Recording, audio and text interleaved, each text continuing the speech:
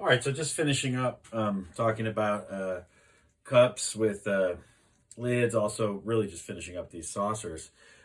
I've kind of manipulated them as they've been going through the different stages of leather hard. Now I'm taking a damp sponge and I'm just kind of softening this edge a little bit. Remember, if you do this too much, you're going to wash the clay away and expose the aggregate. The other thing, so that's going to end up being rough, right? If you too much water, too much sponging, actually makes it rough because the clay gets washed away, the aggregate gets exposed.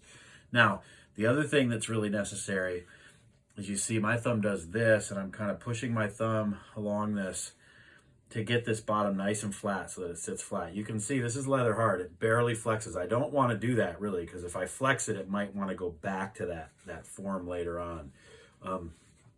Make sure it's nice and flat. Make sure there's no sharp edges anywhere. Make sure I can pick it up with one hand so I can get my fingers underneath it. And I want to do the same with this darted one as well. Clean it up. Make sure the base is nice and flat.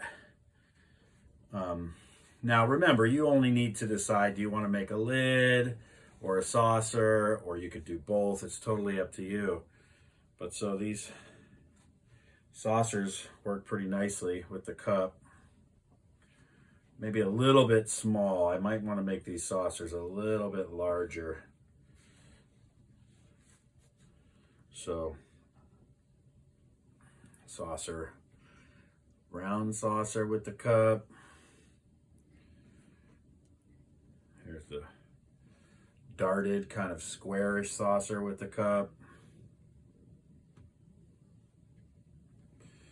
All right.